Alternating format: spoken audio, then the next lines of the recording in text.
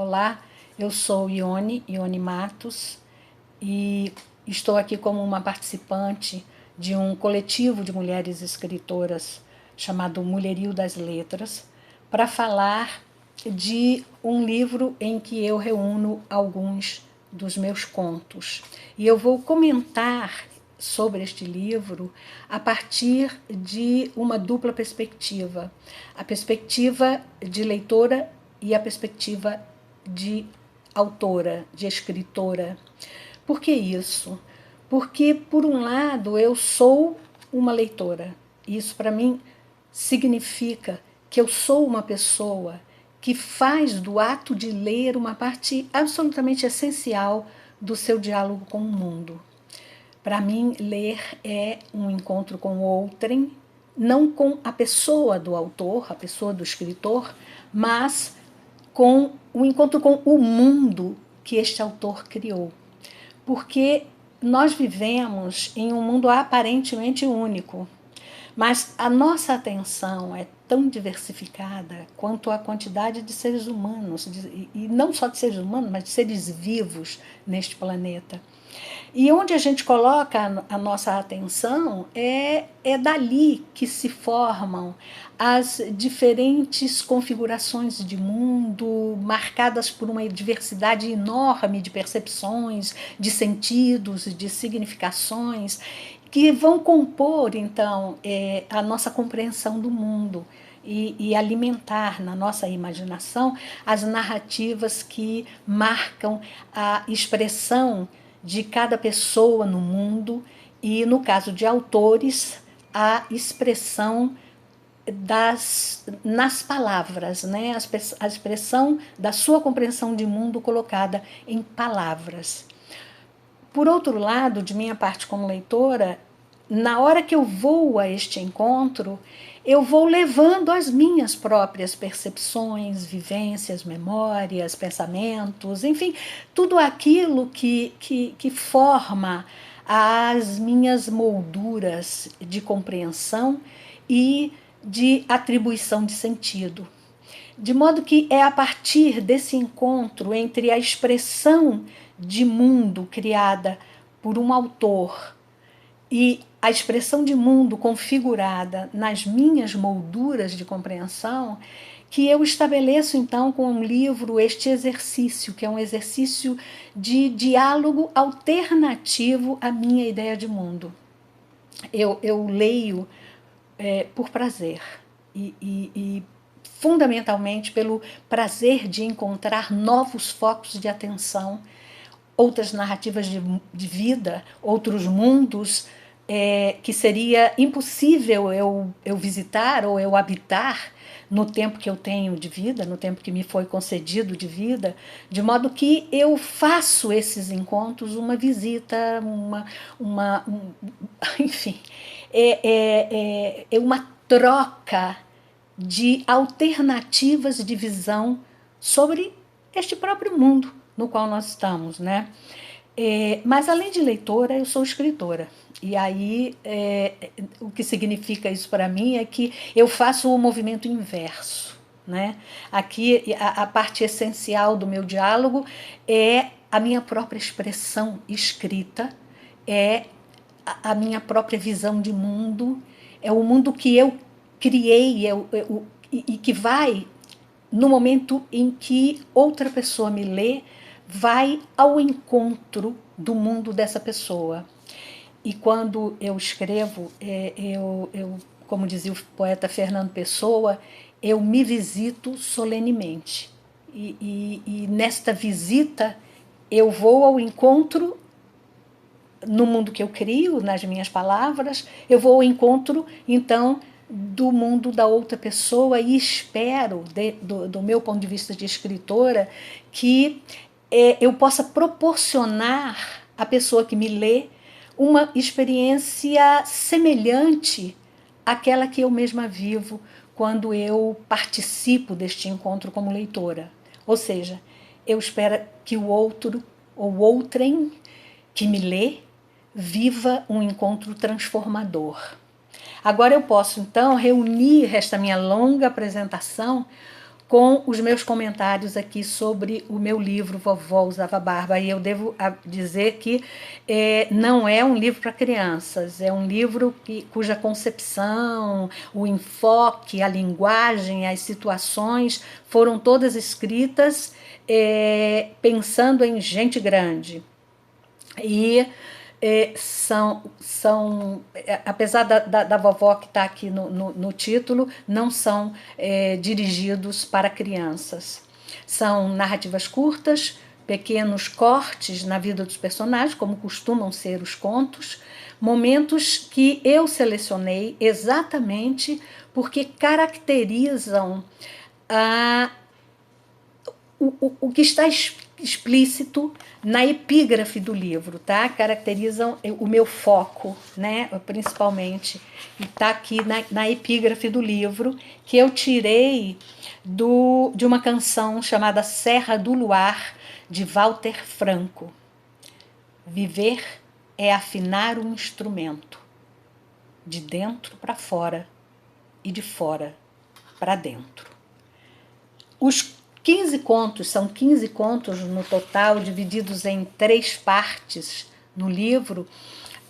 Nesses 15 contos, em cada uma das partes, eu entrego a quem me lê a minha solene visita a memórias.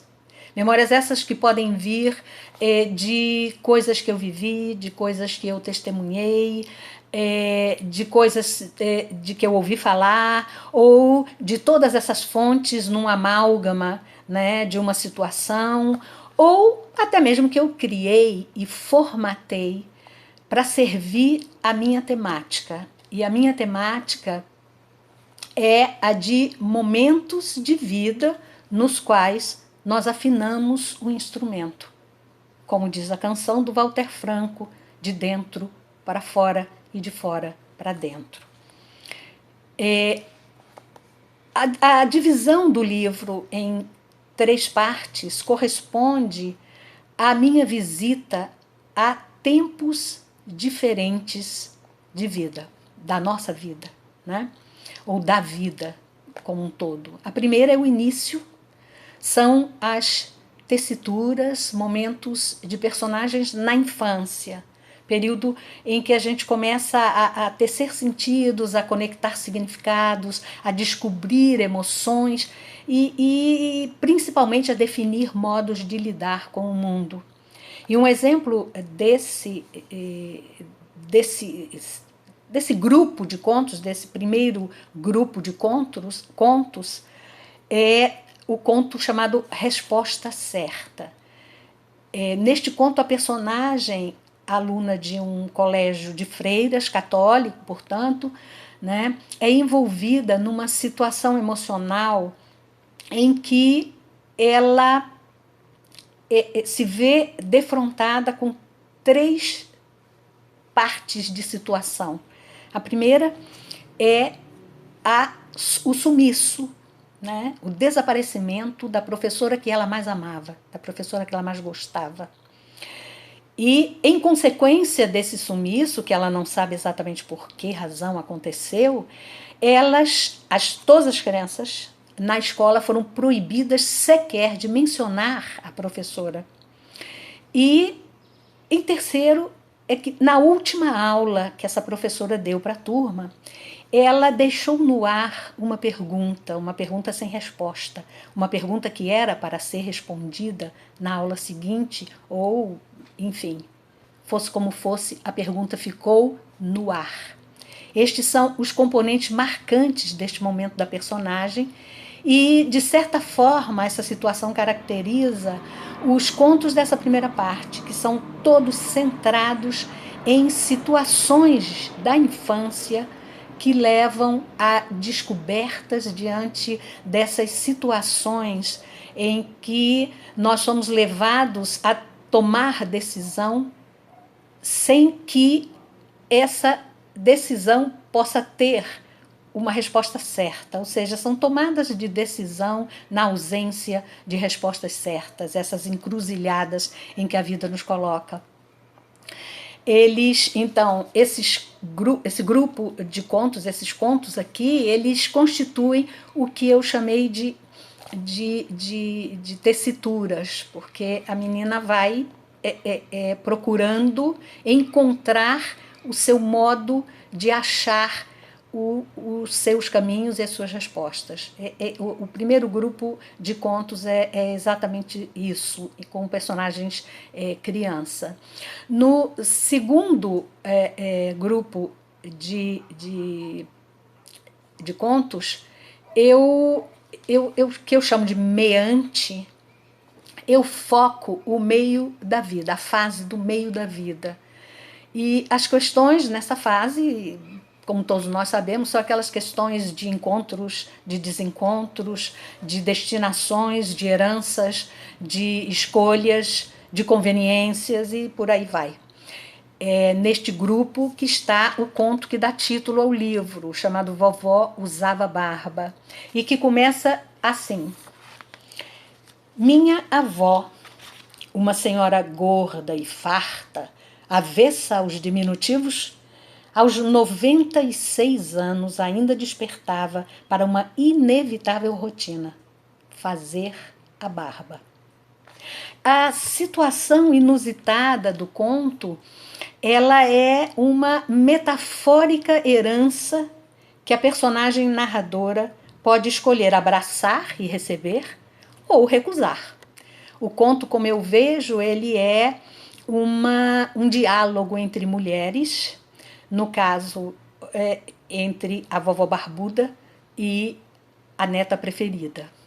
E o que caracteriza os 5 contos desta parte são, novamente, tomadas de decisão em situações sem resposta certa e que nós fazemos no meado da vida, né? Nós temos que tomar essas decisões nos meios da nossa vida, e neste momento elas não determinam só a maneira como nós vamos nos comportar no mundo, elas determinam em larga medida as nossas histórias pessoais, né? Elas determinam essas nossas escolhas numa medida bem ampla, a nossa história de vida, e que vai ser finalizada, né, e vai ser concluída no termo, na velhice, que é a fase enfocada pela terceira parte do livro, pelos 5 contos finais do livro,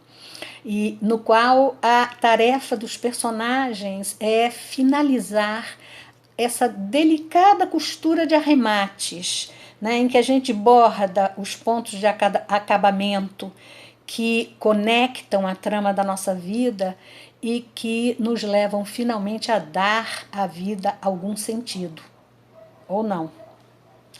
O conto, para mim, que marca esta finalização é o último deste livro que eu escrevi para a mulher com quem eu compartilhei o que foi, sem dúvida, a melhor parte da minha vida.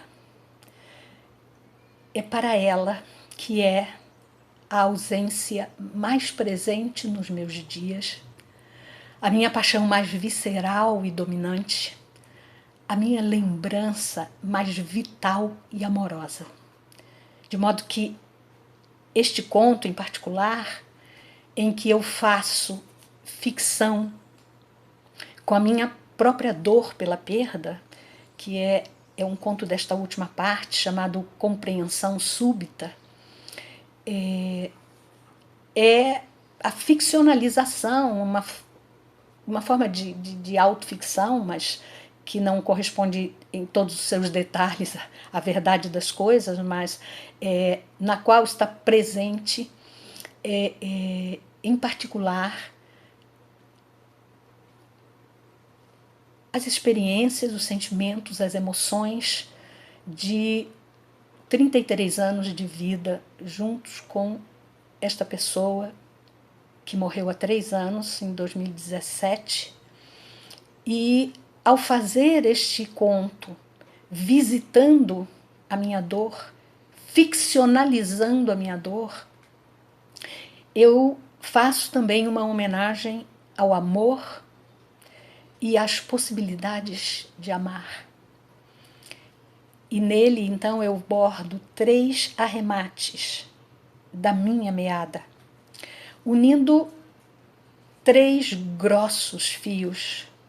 O primeiro, a minha paixão por Ana.